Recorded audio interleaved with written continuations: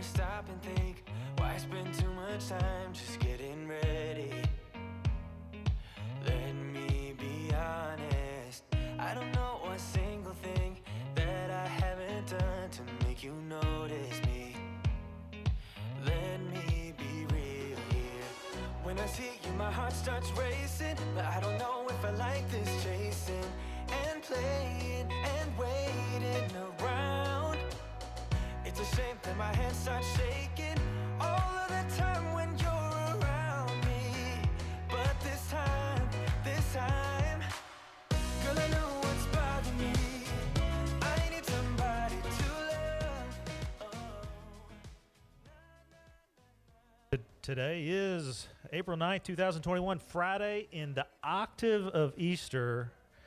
And we are live from Slainte, I hope I say that right, Slainte Public House in Georgetown, Kentucky. And this is Deacon's Discussions Drinks. When you don't have to, there's so much that I'm still keeping to myself, 'cause you don't listen, babe, but still you got me missing you. When I see you, my heart starts racing, but I don't know if I like this chasing and playing and waiting around. It's a shame that my hands start shaking all of the time when you're around me. But this time, girl, I know what's bothering me. I need somebody to love. Oh. Hey, good evening, everybody, and welcome to Triple D live from Slainte Public House, also known as The Pub in Georgetown, for what we would know will be an exciting discussion. I'm Deacon Tim. I'm Deacon Dallas. Try it again. I'm Deacon Dallas. I'm Father Lin Wynn. Hey, if you're joining us on Facebook or YouTube, please hit the like button, subscribe, the little bell on the bottom. It lets you get the notifications when we go live. So, and it also helps us get the word out about what's going on. So we're live for the third time in our history outside of the studio, which is a little scary, I'll be honest, because lots of stuff goes wrong. So, you know, we had planned to do this regularly, didn't we? Go on the road, but what happened? COVID hit. So maybe next time. So anyway, how you guys doing over there? Super. Good. Super. Yeah. You said it was the octave of Easter. How many days is that? Octave. 8. Very good. 8. That is impressed. Give him a beer, please. Okay, I'll have a beer. So it's in the octave of Easter. It's the 8th day, or it's not 8th day. 8th day is actually the Monday following Easter. Is that right? Or is it the Sunday following Easter? It's just a Sunday. The word octave, the 8th day, very unique for the ancient tradition because 8 point to eternity. So they actually, even though we have 7 days in a week, but the 8th day drive bunker. So they have a long tradition of that. Awesome. Octave, 8 Hey, days. did we survive Holy Week? Yes. It actually went. I was telling several people that the Easter Vigil, which is the longest of the Triduum, went the smoothest that it's ever went since Father Lynn's been here. That was long. That was long, for sure. Hey, we got people coming in. Steve, was that your first vigil? Was it long? Was it long? It was long. It wasn't the longest, though. What's your longest? What's your record? 4.5 hours. 4.5 hours. So that would have been 12. Yeah, it was 1 o'clock. 12:30 or something like that. 1 o'clock. Almost 1 o'clock. No. O'clock in the morning. That's a long time. Aren't you glad we didn't go that long, Steve? Oh, shakes his head, yes. I think we had about 25 come in that year. I had to take a day off on Monday from work. I was worn out. I did too. I know you did. You retired. We went fishing. Oh, that's right. That was Monday, wasn't it? It was Monday. We went fishing Monday. What'd you do? Did you take off Monday? Me? Yeah. Yeah. What'd you do? I played golf. You played golf. I shot a 77. 77. He was invited to fish, but he turned us down. So you really shot a 77? I Was it shot a legit 77? 77? A legit 77. What'd you hit on the second night? At Griffin Lake. It was quite.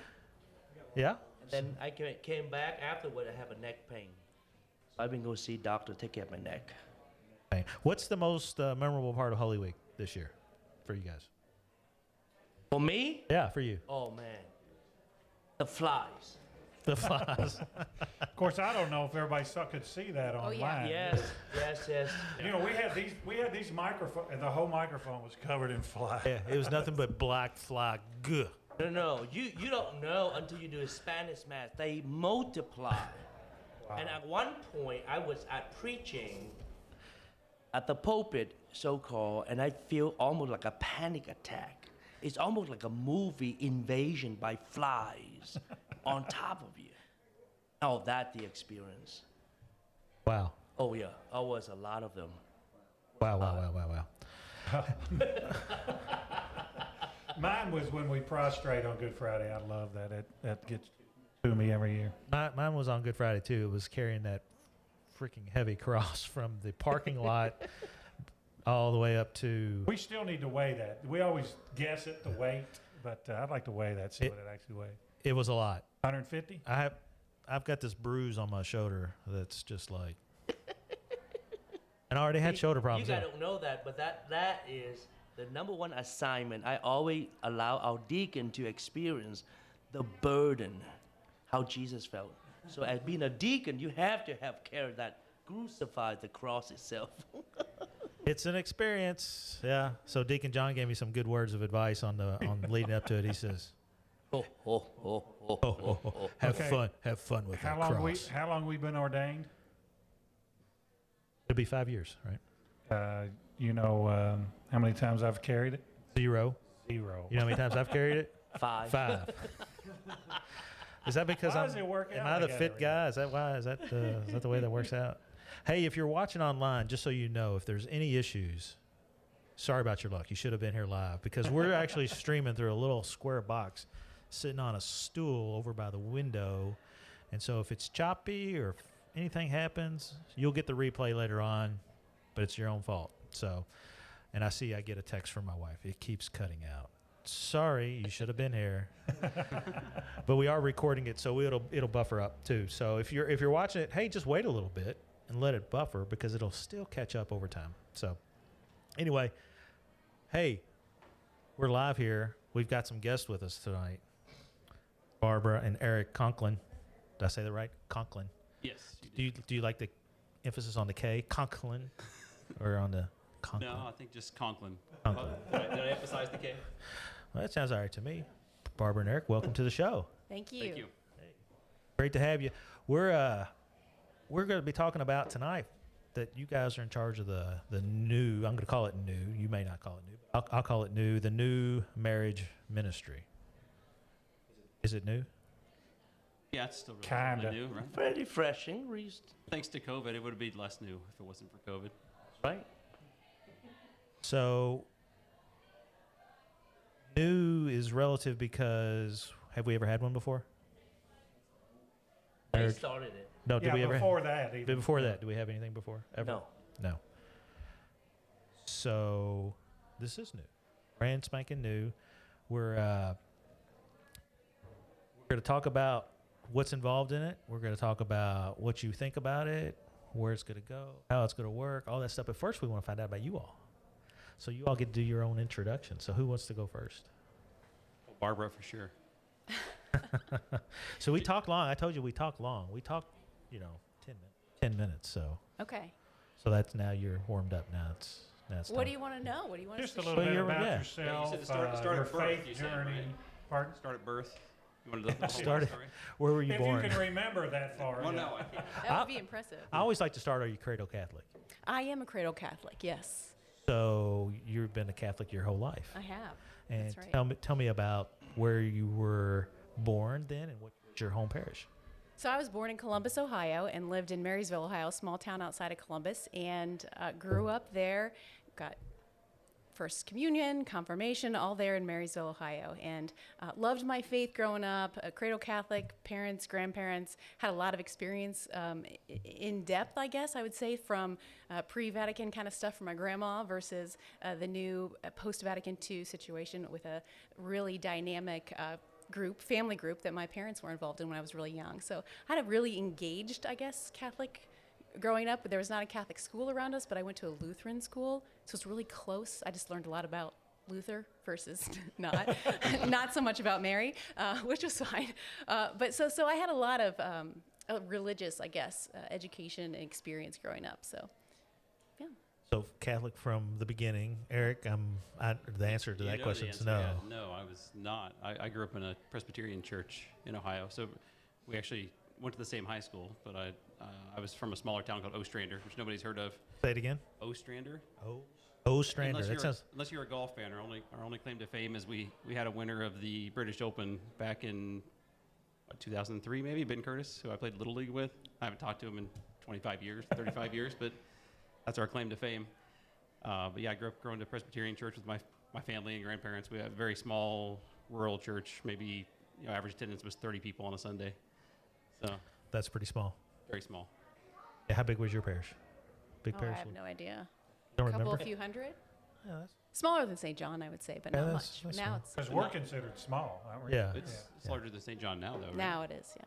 Now y'all went to the same high school. Was you same grade or a couple? No, years? I'm a year older. Good one. That's a good Good one. one. You did well. Because we'll ask you, eventually we're not trying to get your age when we ask these questions, but we'll ask the question like, how long you been married? When did you get married? What all year that. did you graduate? That's pretty easy to Get to figure the out. root of Easy it math, all. then. So you guys, both from Ohio, met in high school. No. Went to the same high school, but never met? How's that Correct. possible? Well, Who was too cool for who? neither. We just 1,000 kids in our high school, so not a small. Not like Scott County, but sizable. And I don't know why we didn't meet. Different circles of friends, different age group, different circles of friends. No, I knew who he was. I could I was point an him athlete. out. She was the choir chick. Barbara, quiet chick. That's the only reason I knew who she was. Oh, there you go, Father. You got somebody that No. can sing. Oh, I've tried to tell her for years she should sing, but she's an excellent singer, by the way. Oh, I know She that. won't claim it. I know that. Well, I have Now a that you're tap. on the spot. Moving on. Where'd Have a tap on you play? I mean, sports in high school. What'd you play? In high school, I just played football, baseball my freshman year, and played basketball growing up too. I wasn't the quintessential jock or the cool kid by any means either. Just that I knew her from the choir because she had long blonde hair, beautiful girl singing in the choir with a beautiful voice. So that's how I knew she was. But we never Good actually job, just had honey. the. Good job. No, I tell that story all the time, but I don't know. We never had the occasion to meet. I don't think. No? That's one of the first lessons of marriage that we just witnessed just then. Him just talking, Garrick just talking about how he remembered you. I mean, just excellent. So, went to high school, didn't really meet in high school. So, when did y'all meet? How did this relationship blossom Want into? to take the next step or me? No, you go ahead. You're good at this I'm story. good at this story? Yeah, We'll let her. She can talk about the marriage ministry, and I'll just talk about us. the So fun it's- stuff. So the next time we interacted would have been good friends of ours got married, and we were both in the wedding party, which would have been what year that was? Doesn't matter. 2000, roughly, year after I graduated college. You're giving our age away. No, I don't care. And so we actually escorted each other down the aisle in their wedding, which sounds like a really good romance story, right? Except for we were both dating somebody else, and so we. I distinctly remembered it and talking to my friends who were in the wedding party about how lucky I was that I got to escort her down the aisle. But we were both in relationships with other people at that time, so we never made a connection there, I guess. So that you all met at a wedding. Wow, yeah, I'm seeing a recurring motif happening tonight. No, We're then gonna we be talking about re-met. At the wedding, did you know you went to the same high school? I mean, Yeah, yes, you yeah, remember, yeah. Yeah. But the better part is when we met When again. we really met, Yeah. is in our relationship started. Yeah. Well, there was one time before that. It's minor. There was a graduation party. Really, Matt? What does that mean? Yeah. When our relationship started. So, ironically enough, now that we're in Kentucky, we met at a Kentucky Derby party in Louisville. But you were living in Ohio at the time. She was. Was I still living with them? No, I think I was living in Ohio. I had friends I lived with for 6 months when I trained for my first job out of college in Louisville. And then I think I'd moved back to Ohio. These at are that the point. same friends that we walked on their marriage. Yes, the same we pair- were in yeah, their wedding. Yeah. Same couple. And And they're still married, I hope. They're not. no. Hold on. I think I might have a sound effect for that. Yeah. Wah, wah. There is a sound effect for that. Oh, I got to turn it up, though. Yeah. But so yeah, Kentucky Derby party, and we actually went to the infield of the Derby that day, and we just kind of hit it off. They hung out all day, and and started talking, and then I called her. But it's been a long time since I've been single, obviously. But you know, there's supposed to be a rule you wait a certain number of days. So I called her like we saw each other Sunday after the Derby. I called her like Monday or Tuesday. I can't remember. I mean, there's rules for when you call people? Supposedly. Did you know that? Unwritten, but Did you know that? It's unwritten rule, right? I knew that. I didn't know Well, that. because I distinctly remember telling myself I needed to wait longer. Like, you don't want to look too Anxious. right. But I couldn't wait any longer. I called her and asked her out for the next weekend. And Yeah. she said no because you were too anxious. No. No, she said yes. He's pushing. I can't believe he's calling. It's only been 48 hours. Yeah, I know. So the rest is history, huh? Rest is history. Yeah. Yeah. So you all dated through.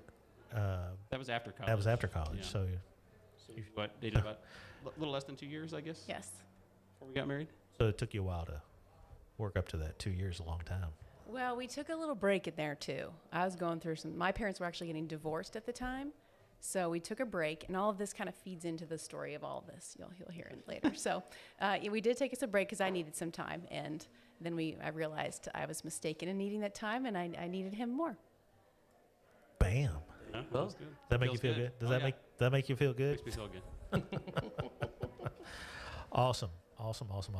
So let's just talk. Let's just jump into it. Let's talk about the marriage ministry, and y'all can weave in your story anytime you feel like it's relevant. You know, Dow's has been married a long time too. How long you been married? 39 years. 39 years. It's just 30 for me. Steve's been married. How long you been married back here, Steve? 22. He's a novice, but he has triplets. So he's on his path to sainthood. That's a better man than me. That makes it like exponential years or something, right? Dog years, right, Yeah. Steve? So no, you take him times 3. So he's been married 66 years. So we've got this marriage ministry that you guys were working on when COVID hit, and just like everything else that happens with COVID, things got stopped and Coach had to start over. And I know Dallas and I have actually been talking to you about it as well. But go ahead and tell us, what is the marriage ministry?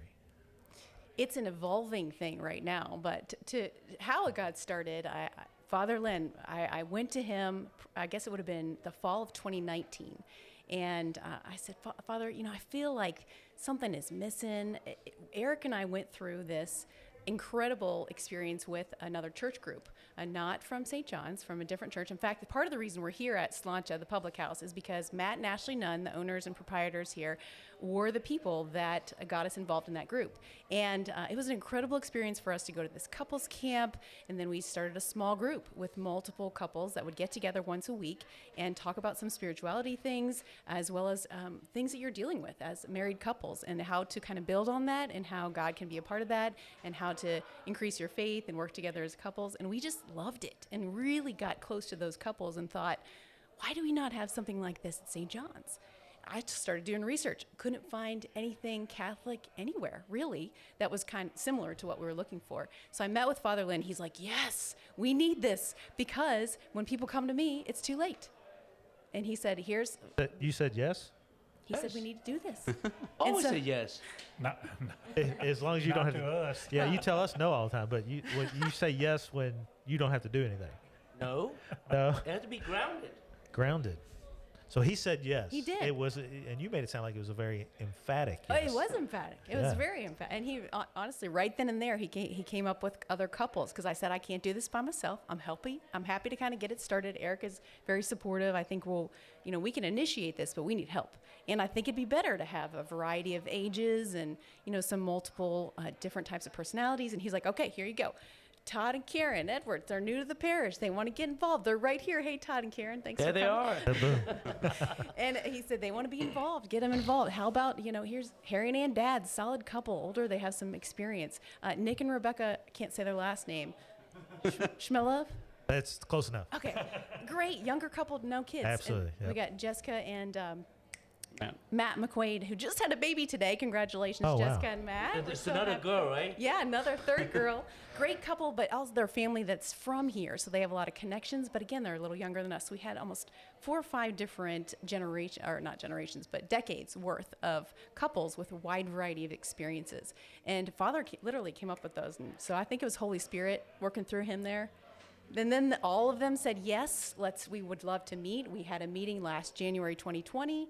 Everyone was excited. We had a potluck, opened it up to the parish, did a survey to see if there was still an interest level. People were excited. People wanted to be involved. They wanted to be engaged. We had about 20 different couples come to the first potluck, and I think it was a great time. So, and from that, we did more surveys and then had a second meeting planned here at Slainte the Pub, but that was the day things got shut down. The day sports died. Was it that day? Yes, it was. I was in Yeah, Vegas. March I was Madness, in, yeah. I was in Vegas that day. It was bad.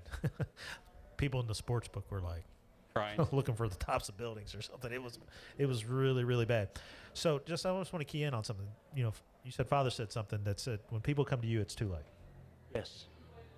And it happens all the time. I mean, Catholics aren't, the divorce rate for Catholics is not any less probably Right. than the average anywhere else. See, for me, the experience is kind of sad. You know, they always want priests to do a magical potion, dabba dabba do, and all of a sudden everything walk away.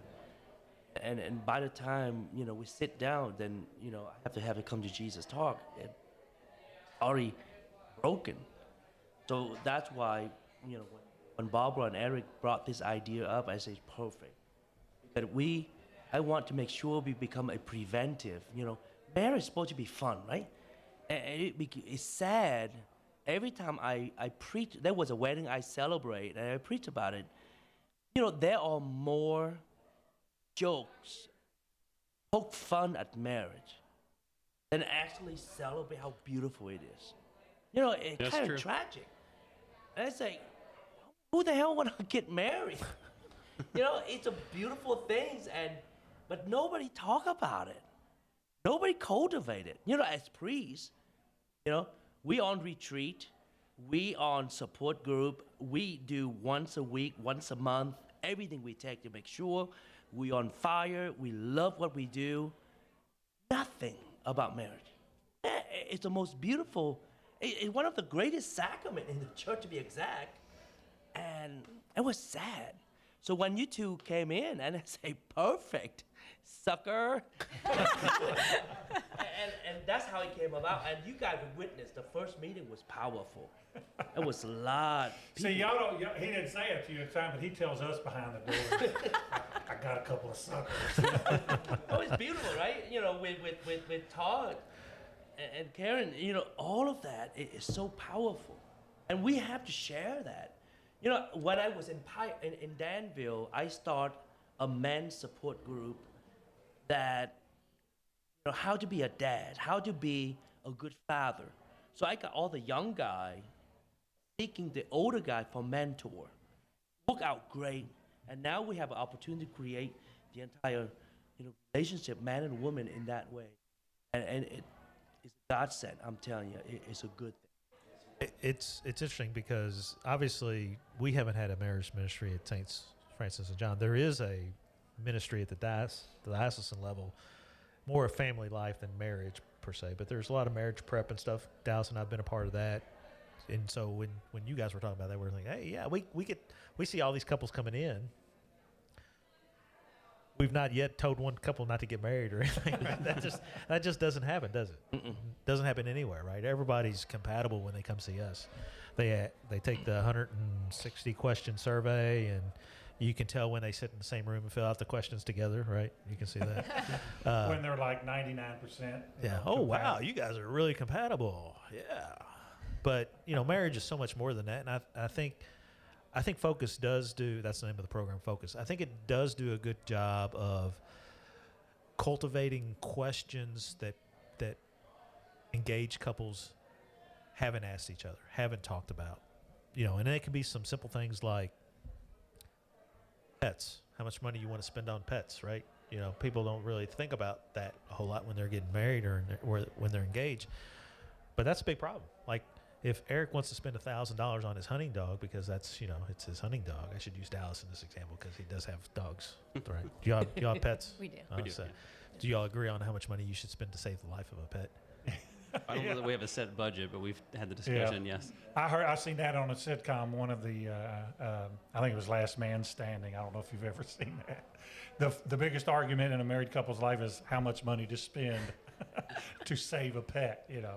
The man's total was always lower than the woman's. I'm lucky. Barbara's very practical in that respect. It depends on which dog. No, that's legit. She keeps trying to kill one of them. No, I'm not killed. Well, wish it did. I got 2 labs. What do y'all have? A lab and a beagle. The beagle adopted us when we were still in Oldham County, but he's too smart for his own good. He's better now that he's old and lazy, but Oldham County. That's interesting. That's where Kelly's from. Yeah. And Kelly and I lived there for a while, so we'll have to there circle you go, back to stepping that. in part of the story. Yeah. Yeah, we'll circle back on that. But which Other- dog does Barbara want to kill? The beagle. No, let's it's get this Copper straight. and I mean, I Beagle. don't want to kill the dog. Yeah, Yeah. I wouldn't be sad if you ran away. I can be over the top on occasion, but we do accuse her of that. They do. Everybody has one of those pets, right? We have a dog that now we farm out to our youngest son in Louisville because he takes such great care of it. Oh, But that's so nice. much, yeah. And so when the doorbell rings or there's a dog or something on TV, we're in peace and quiet. It's really nice. Exactly. That's exactly the And, issue. yes, and Copper So- is But you know, crazy about that. yeah, young married couples don't talk about those types of things. They don't talk about a lot of times. They don't talk about money. What's the biggest thing you think they don't talk about when you're dealing with folks? Oh, I mean, just a whole lot of questions like that. Who's gonna, not just the money, but who's gonna control, who's gonna pay the bills? But in that focus thing we do, all them questions are in there, you know. But Yeah, they're all in there, and they generally somewhat agree. What we try to do is spur conversation, right? And so we just want to make sure that they're talking about it. We know that nobody when you send us a couple, we know they're going to get married, right? It is not good. Has it ever happened? Have Yeah. you've seen it happen? Oh yeah. Yeah, we haven't seen it happen. Oh, Not yeah. here. Has it happened here? No, it happened in Danville. There was a couple came in with me, and I interviewed both of them, and I said no, because I can't stop them from getting married, right? Right.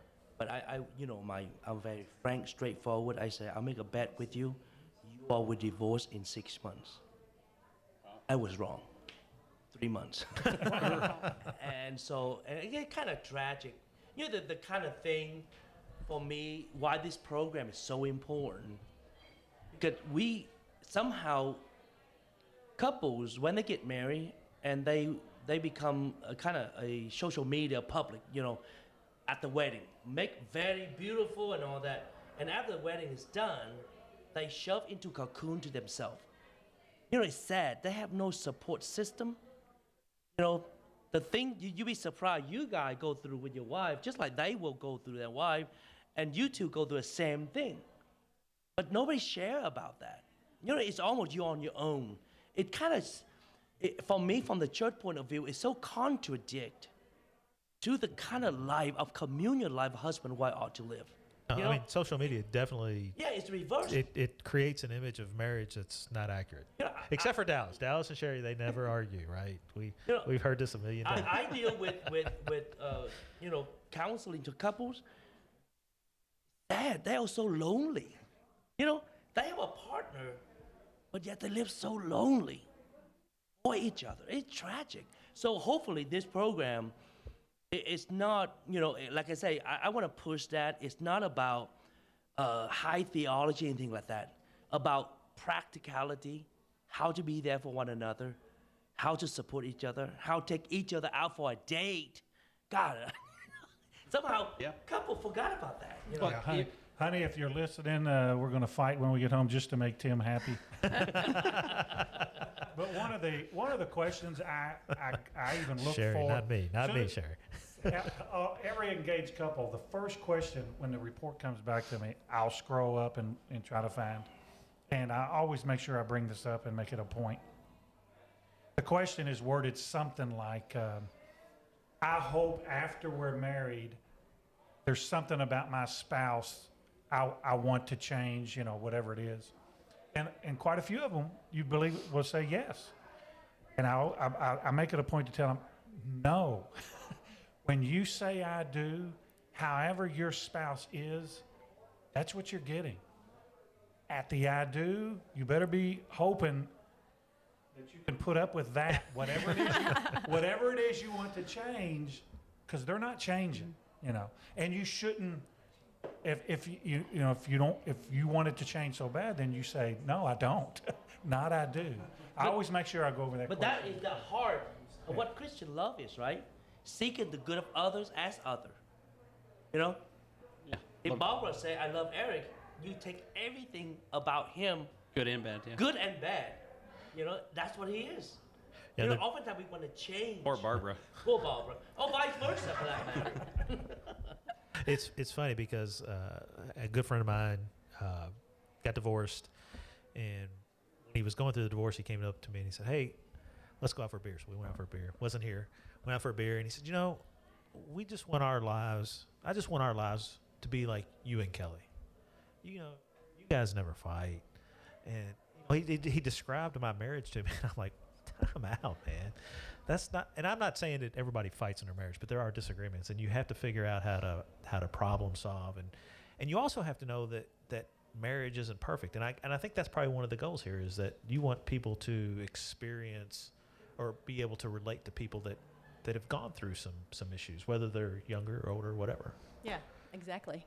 Yeah, no, well, we've had a lot of discussions about how to create the groups. We're going to look at doing small groups and mixing in larger events, but we're trying to be strategic about that to give, and Father Lynn mentioned it, and he did the same thing with trying to help us form the leadership committee, I would call it.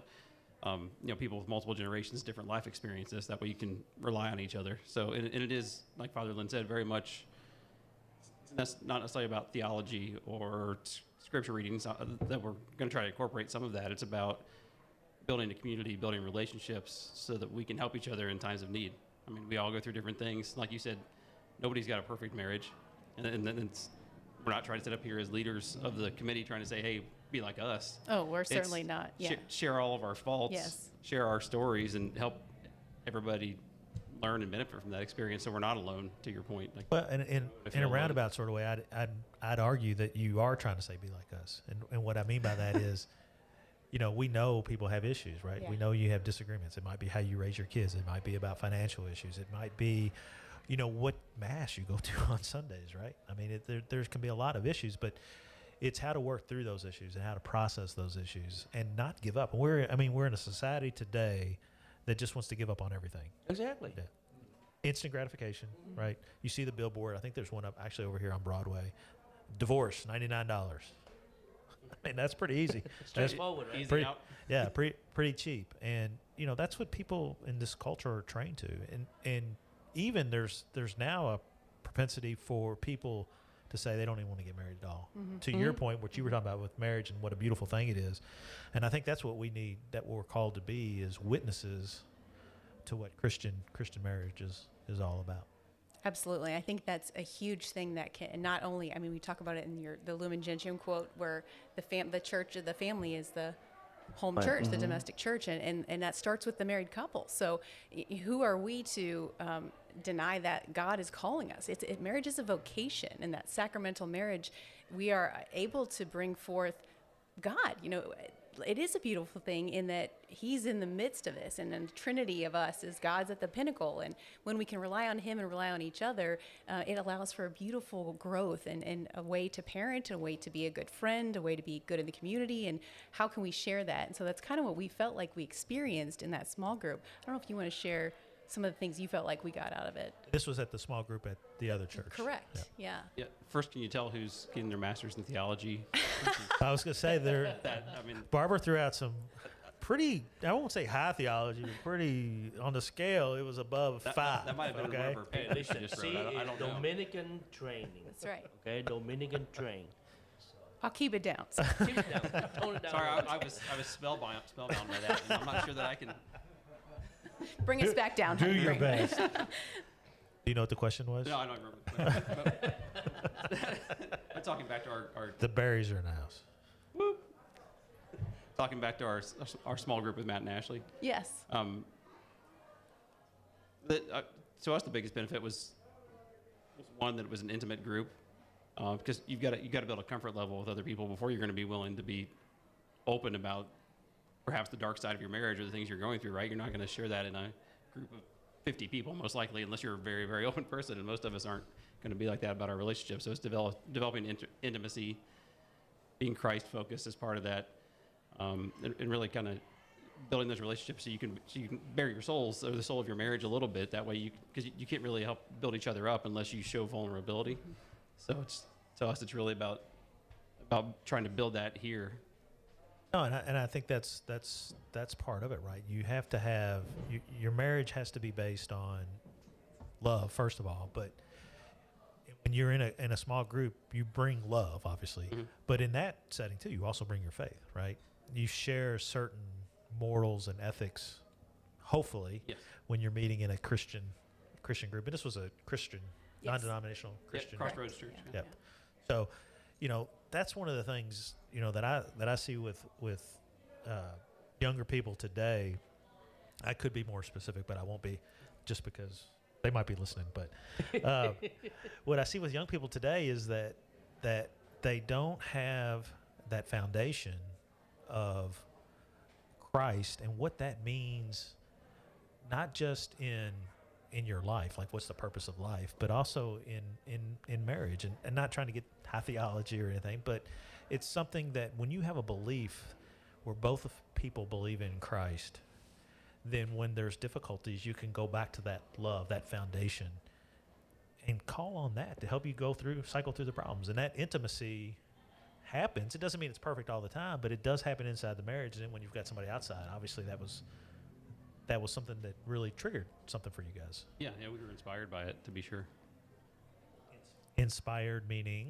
Inspired to try to replicate that here. And again, we're not trying to copy necessarily what they're doing, but to try to share that experience and build this foundation. And to me, it's part of building our community at St. Francis and John too. It's not, marriage is the focus, but I think one thing unique about our church and our school is that the school connects a lot of families and people, but outside of that, for couples, it's a bit hard to get connected, I think, with, especially now, obviously with COVID, Yeah, but COVID changes even everything. under normal circumstances, you go to Mass, you go home.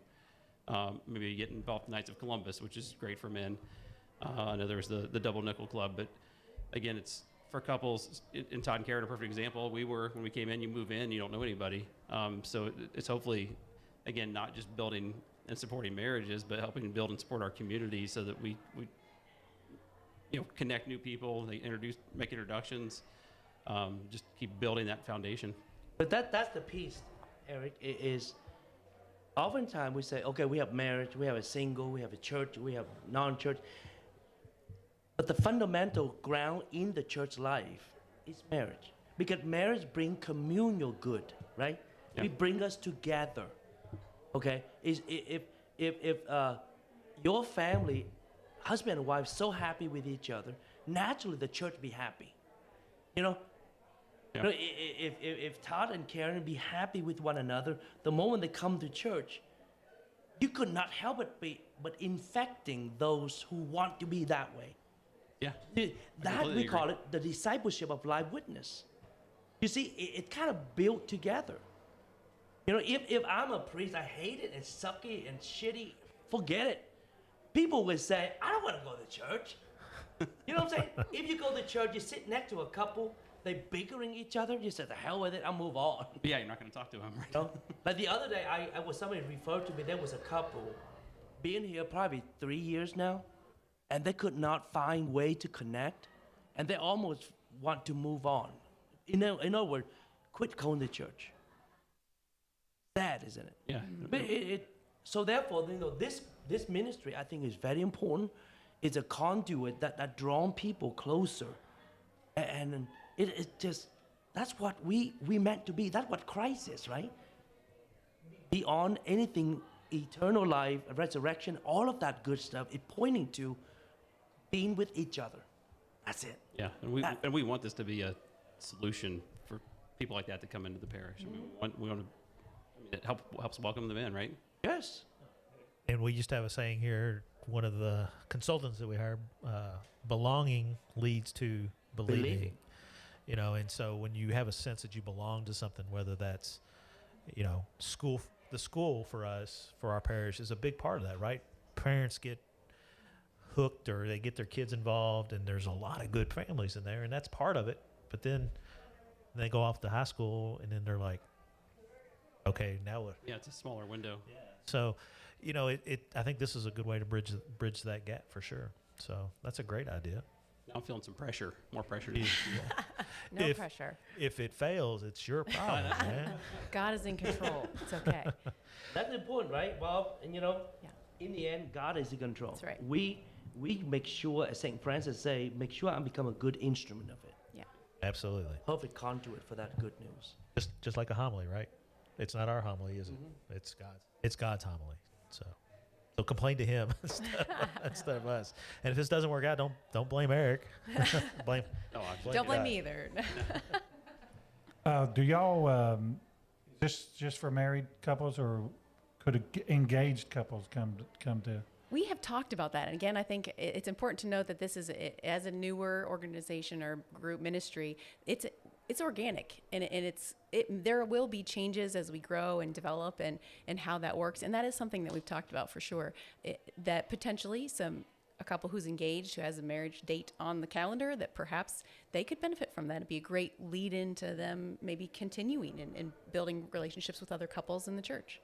One of my pet peeves, I need to launch this too. Any young couple that go through marriage preparation with me, one of my expectation, make sure you have a mentoring couple. Well, that's absolutely something we could be, Yeah. that could be part of it. Exactly. Sure, yeah. So therefore, I say, here's a list of great couples. I want you to know them and select them as mentoring. I get an easy benefit for me to use like the ministry to promote that. How many of those great couples do we have? Oh, we got plenty. The problem, we don't share. We don't talk about it. I'm sure We'd have no idea. Linda and Jason is a great couple, but we never tap into them. Great couple is not, like you guys. You guys been, husband and wife been through a lot. Oh, You yeah. to hang Oh, yeah. But- Well, not Dallas. But Dallas that is the smooth essential. sail. Oh, we have a Flanders over there too. Hey, That's look a at great that. couple as well. So anyhow, No, I kid Dallas because just that. But you've been through a lot. Heck, he's kind of my mentor couple, right? We have a support church. We talk to each other about things. And every couple needs that ability, and an ability to me to do that inside your faith, just because of the shared values. Because you can go get. It's the first thing, like when somebody says, "Hey, I want to go get counseling." The first thing I do is tell them to call Catholic Charities, because I don't want them just to go to talk to somebody, just some secular random person, because they're not going to get the teachings of their faith. They're going to get steered in a direction that the secular world wants them to go, and a lot of times that's the quick out, like we talked about earlier. So. yeah, for me, this ministry have a great potential. Like Barbara said, it's a great organic as she grow into the character of what she meant to be. And for me personally, our parish, we have a lot of young couple, so many young that are so busy trying to raise kids that they end up forget about building their own relationship. Oh. That's dangerous. Yeah, I was going to say that earlier when somebody says something about going on dates, Tim or Dallas, but we've talked about that, and we have a hard time with it. And our kids aren't even that young anymore, but unless you specifically try to make that a goal or a focus of your relationship, you get to a point in life when you've got young kids, it just doesn't happen, and it's your relationship suffers because of it. Yeah, you forget about each other, or focus on the kids, and their life becomes the priority. But honestly, part of that small group situation for us was it made us have a date night. Yeah. So we would go out to dinner beforehand and have dates to ourselves, and then go to the group, time away from our kids. Date night. So Yeah. Double thumbs up. Forced it, which was we almost needed that, because otherwise we tend to put our kids Not just first. almost, yeah. Yeah, we were like, oh, definitely- there's this activity and Friday night, and we're exhausted. But It's so important. And you got, as parents, we're training our kids Yeah. how to be married. We may not even think of that, but they're watching They're what we do. And How even, does dad treat mom? How does Yeah. mom treat dad? and even when folks do get to the point where they're divorced, to me that's the most important point. That's some of the things I shared with some of my friends that have gone through divorce, is that your sons and daughters are going to learn how to treat their spouse, their future spouse, based on how you treat their mother or their father. They're watching you. And if you're doing that from a faith-based perspective, you'll plant a seed, hopefully, that will mature and grow and prepare them for marriage down the road. But it's just as important no matter where you are in your marriage, even if we're talking about it ends in divorce. It's still important to be faith-based and portray that out. But there's a piece I want to throw it out. When I worked with, I was a director on goal formation for clergy, for priests, not deacon. God, they need a lot of help, but that beside the point, right? You showed up for a meeting? No. So I'm done with that. But there is a program, we call it, Father Ron Nard from Louisville developed a program called the Intentional Presbyterate. We have to be intentional. There was a lady, forgot her, the author, she wrote a beautiful book called The Intentional Discipleship. Marry something. You have to have an intentional. Because if I truly love you, I have to intentionally love you. In other words, everything I do, everything I commit to, had to have an intentional. It's not a random act of sporadically, disaster. So, for it to last, for you to be joyful, it has to be intentional. That's why with this program, I like it when you say, oh yeah, now we have a date night. That's intentional. Yeah. For me, here's my secret, how I'm able to pray through the day. My iPhone is my best friend. I program onto it when she say ding, ding. It's time to pray. Time to stop and pray. 5 minutes, no biggie. We have to have intentional, or else this whirlwind gonna eat its life, and it's already did, right? And so keep on. With everything in life, that's everything in life, right? Mm-hmm. So let's talk a little bit real quick about formation of this marriage ministry. Small group, big group. What's your thoughts? How's it going to work? So the survey showed that most people were interested in a small group on a monthly basis and potentially larger groups on a quarterly basis. So the committee has kind of met and decided we're going to move forward with small groups and putting those together. And we have a list of people who are interested back in 2020 that we're going to reach out to that may not have been in touch with us since. And then we have a new list of people who took the survey because we sent out the survey since things have changed a lot, and taken those responses, and Nick and Rebecca are great at all that computer stuff and kind of made graphs for us. It was great. So we could see really what people are interested in. So we're moving forward with creating small groups. We have some leaders, people who are interested in being small group leaders that we are in the process of training. So about a month ago, Tim was able to come to one of our committee meetings, which was a kind of a practice run of what a small group will look like. And then this weekend, we have some of our potential leaders coming to also observe and take part in what a small group will look like.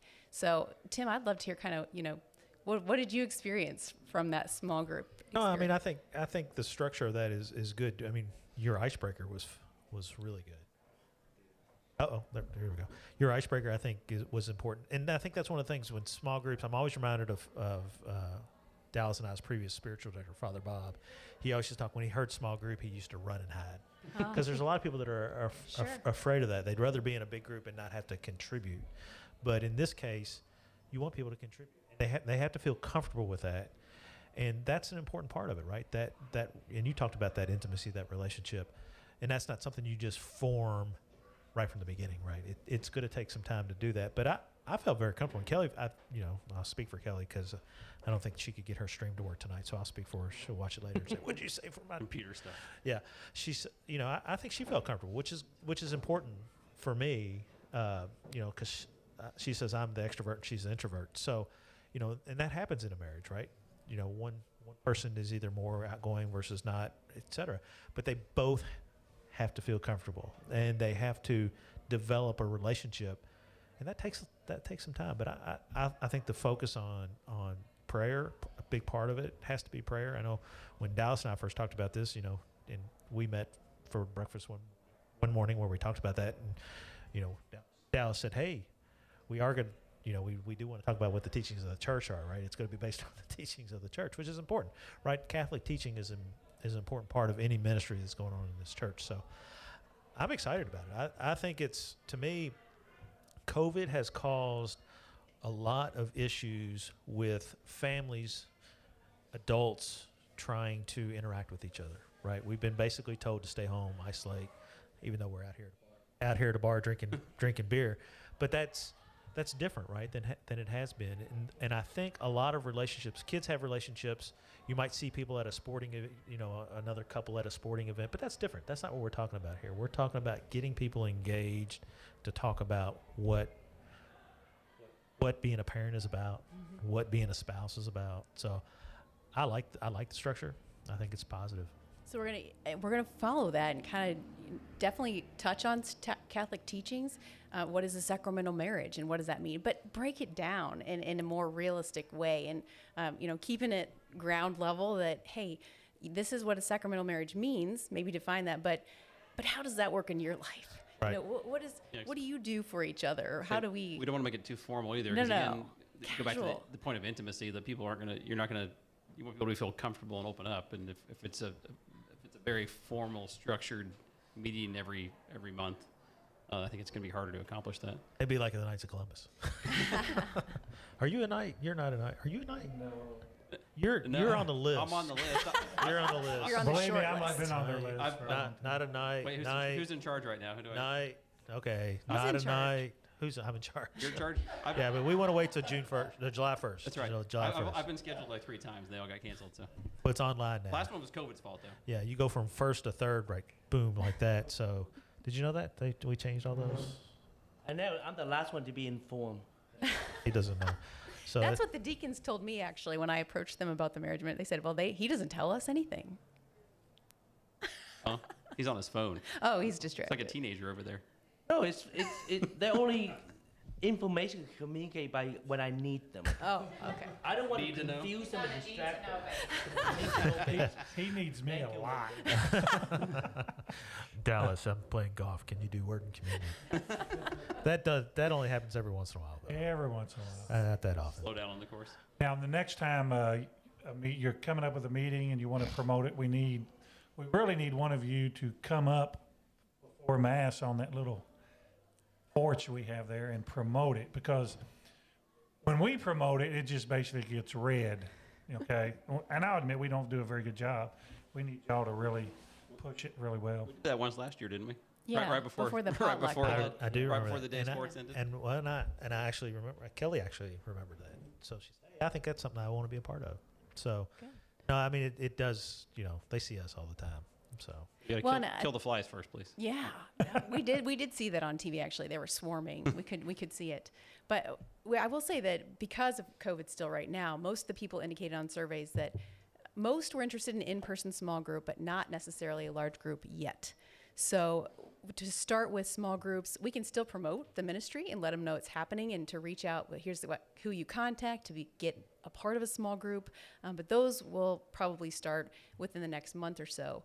But as far as a larger group event, we talked about doing a refocus kind of thing with the deacons. But again, that might be a few months out still. yeah, are you certified in refocus? Refocus. Refocus. Hey, maybe- I've taken one. I don't know that I'm Maybe we certified. could have a small group here at Slainte, right? Slainte? Slainte. Yeah. Slainte, Yeah. for example. The pub. Just call it the pub. That way you can't screw up the pronunciation. It's the pub. Small group, even large group. You've seen the pavilion out back. I mean, Yeah. that'll hold a lot of That's people, Brilliant, right? Nice. And Steve and I talked about this before. Next time we do a live show, we're going out there because they don't have an elevator here, and there's a lot of boxes and stuff up there.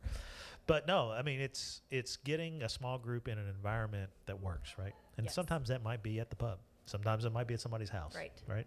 Right. And the idea, I think, was kind of rotate houses, but each group can design that themselves. So, we want to empower the groups to kind of give them a guideline of things to say and follow and read through and pray together, but also empower them to make their decisions. When you want to meet, where you want to meet, how that operates. Some groups may need babysitting situations, some may Oh, not.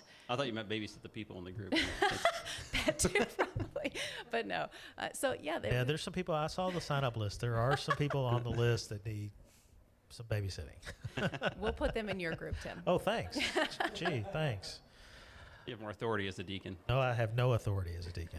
I just do what he tells me to do, right? Isn't that how that works? You tell us what to do and we go do it, right? So And we never dispute it, right? that's right. We never argue. Publicly. We agree 100% publicly. Oh, good. We have a good relationship for sure. So, hey, we want to talk we want to thank Matt and Ashley for letting us come up here to the upper room. We didn't mention that at the beginning. You've blessed yeah. this room, I think, didn't you? This upper room is unique. It's if you, I don't know if y'all know that prior to Catholic establishment here, there always a priest, a traveling priest, stay here, and he did mass in this space right here. The upper Yeah, room. The very, Upper room. very first mass in Scott County, right? Scott County is right here. So we have a privilege to came here when this place opened up, and we have a bless of this place. Extra blessings in this room. Interesting that they're non-denominational Christians, right? Correct, So yes. they asked a Catholic priest to come bless the room. Hey, what's that mean? Was there something, was there something here that Could be was some there something demonic- going on in his room that they wanted to get Some out? demonic So hang on in there. Matt and Ashley, obviously COVID hit them pretty hard, right?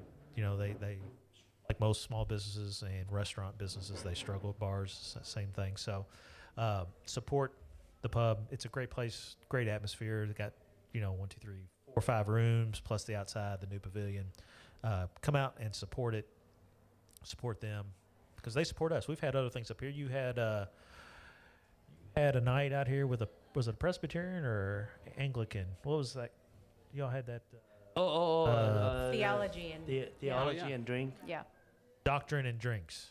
Maybe that's what Out it on the was. patio. out of patio. That was good. What was that guy's name? Don't remember, do you? Raspberry. Raspberry. Todd Raspberry. Todd. What is he? What faith is he? Presbyterian. Watch out for those Presbyterians. Dangerous. So we're gonna have to have you back because I want to hear the conversion story. Ah, Yeah. So, but real quick, how long were you married before the event? We did math. How long? What's our? What year? we How were long- married No, I'm kidding. 13 years. 13 years. Yeah, but he Oh, went to, bravo. he went I to was going mass. to do the backwards math to get there. Well, I was faster this time.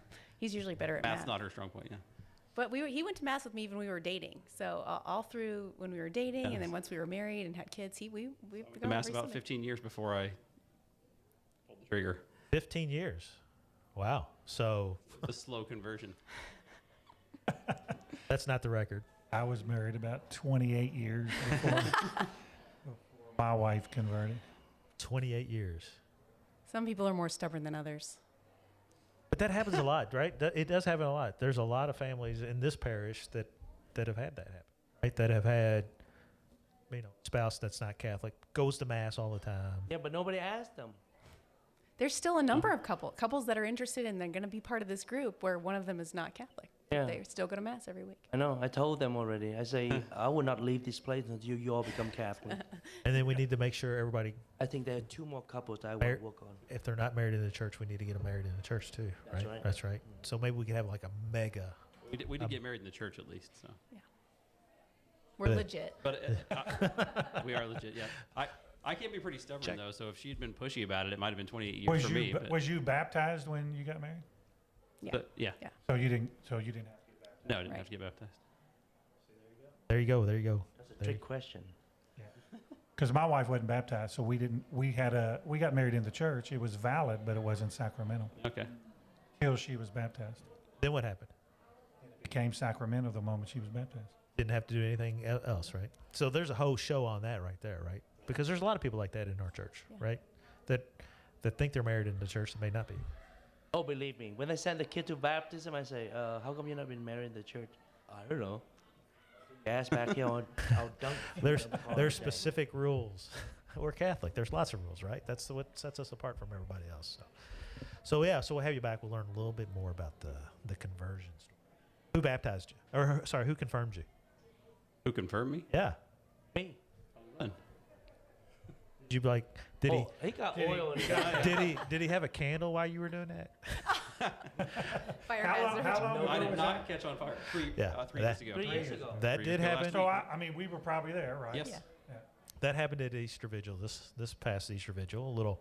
And thankfully it was not 4 hours. Oh, there was a. Oh, there was Somebody a fire. did catch on fire? They caught their hair on fire. Yeah, there was fire. In the fire, first pew, lady in the first pew. fire and Young smoke girl. in the. It was smelly. I mean, the whole church smelled of singed hair. That's an awful smell. Yeah, It we is have a a- good story of someone catching their hair on So- fire too. But Right before confirmation event, I leaned over and I said, "Have them blow out the candles." Before he pour likes the- to pour the Oh, oil, yeah. right? Oh, So yeah. can you imagine that? Not good, not good. So we'll have you back. We'll talk about that. We'll have you back too. We'll talk about how it's going, right? And Yeah, what we great. need. And if anyone's interested, please do reach out. I mean, reach out to anyone on Facebook here, put a comment in the post if you want to, or you can contact Eric or I or anyone on the team. We'll get that information out because we'd love to have more people engaged or involved. If you haven't heard about the marriage ministry yet, or if you have specific questions or concerns, please let us know. We'll have someone reach out for sure and get you involved. Absolutely. And we want as many people as Yes, involved for as sure. possible. Can't be too many people. No. So. And one of the things I know, a question that someone had brought up was, what if I'm in a group and it doesn't work out, or I don't feel comfortable, or, we're going to go into this with no expectations in that you can come and join a group, and if you don't click or fit with that group, it's okay. We're going to make it an easy Arrange, transition, right? To be able to join a different group and transition so that you don't feel stuck. You're never going to be required. Again, it's very organic, and it's an open and flexible kind of thing. Yeah, so if you don't like Ohio State fans, Don't be in our group. That's it. You're not allowed. That would be a good learning experience for you. or Kovac, right? Are He's you the other both Ohio Ohio, State. Are you both Ohio State fans? Yes. Yeah. He's an actual grad, but I'm like 4 generations of my family were there. So. I'm one of the few in this area. I like You're Ohio an- State. I mean, good. Kentucky better, but I'm not one of those that hate Ohio You just State. jumped to number 1 in the Deacon rankings that I've been seeing. I had a gentleman I worked with for years at Toyota that we called him Buckeye.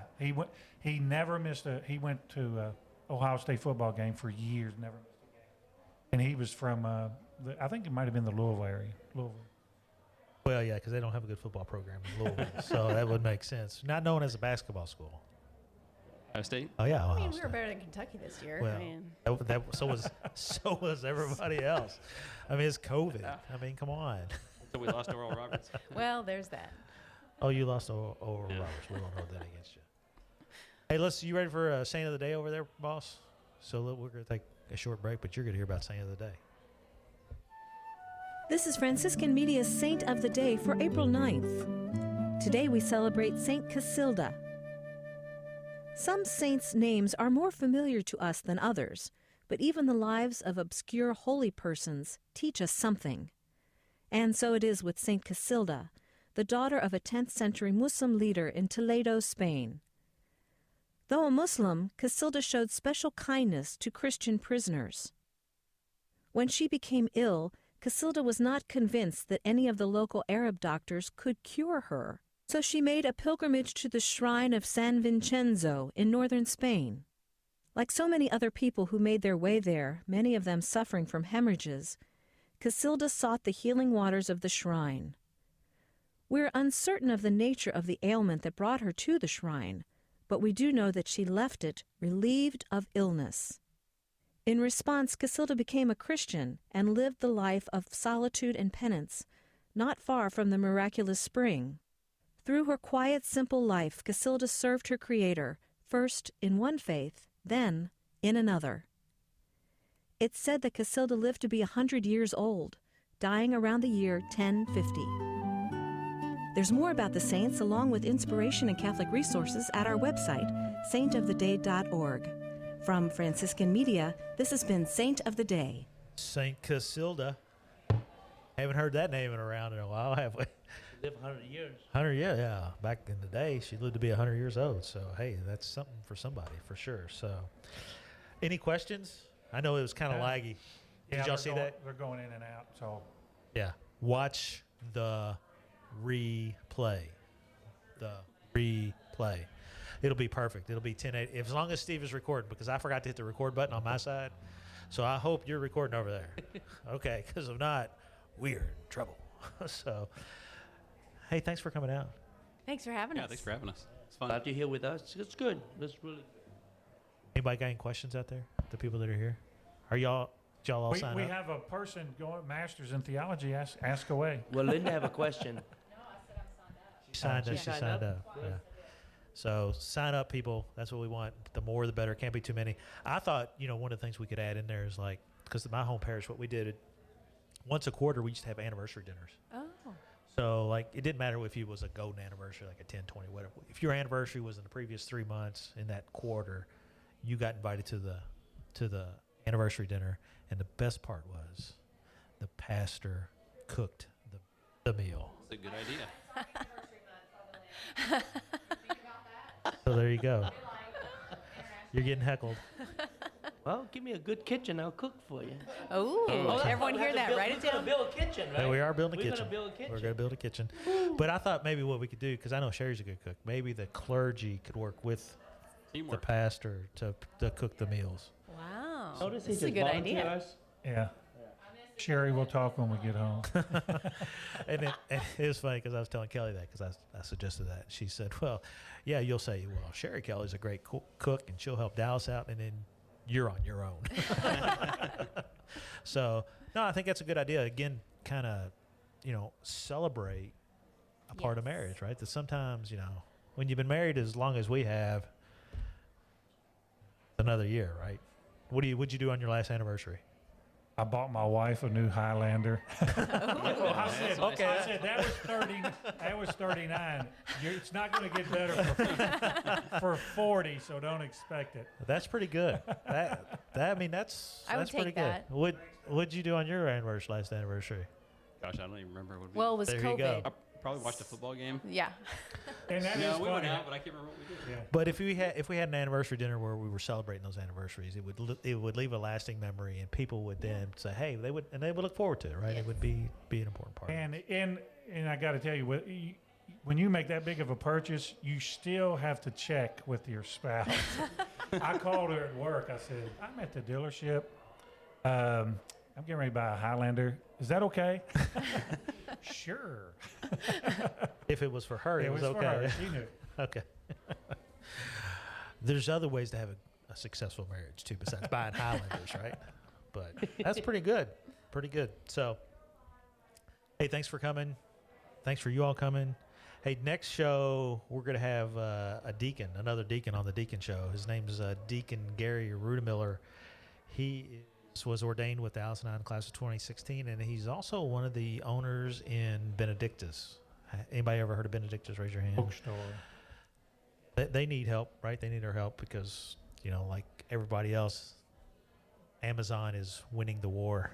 So we're going to have Gary on. We're going to talk a little bit about his faith story, his calling as a deacon, and also about Benedictus. So join us in 2 weeks for that. If you got any ideas about the show, anything you want us to talk about, this was a great example. We had a meeting one time and we thought, hey, this would be good to put on the show. So great example.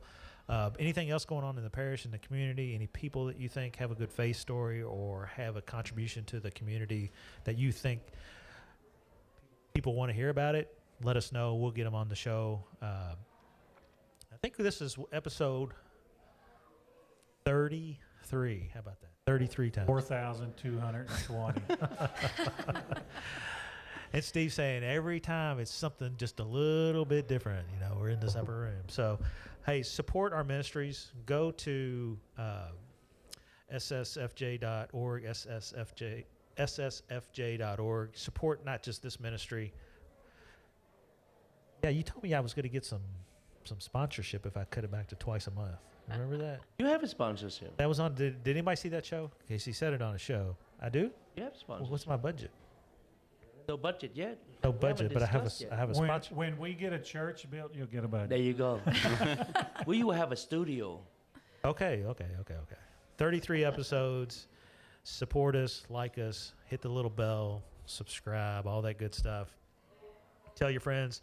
Tell us about a show. Donate. Spread the word. All that good stuff. How about a blessing?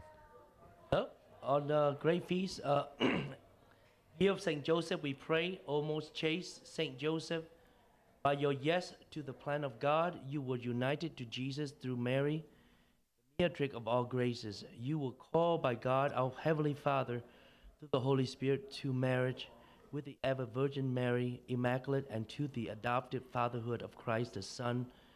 We ask, O St. Joseph, terror of demons, patron of universal church, and anchor of families, that you intercede on our behalf and extend your protection to our own domestic families. Dispel all fears and confusion, guard us from all evil one, just as you guarded and protected the most holy family. In particular, we ask to defend our family here in Francis and John. Anchor us in the storm, so we will be ever united to the most holy Trinity, just as you are for all eternity. God in heart, pray for us. We ask this in the name of the Father, and of the Son, and of the Holy Spirit. Amen. Amen. Prayer to St. Joseph. Pray for Pray us. for us. Hey, until 2 weeks from now, till we get back in the studio, I think is where we'll be. I'm Deacon Tim. I'm Deacon Dallas. I'm Father Lingwin. Good night, everybody. Okay, bye.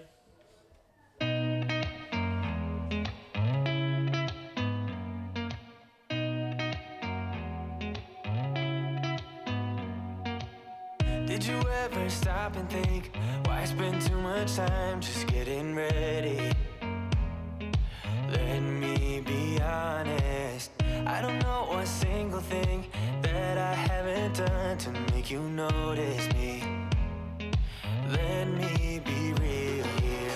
When I see you, my heart starts racing, but I don't know if I like this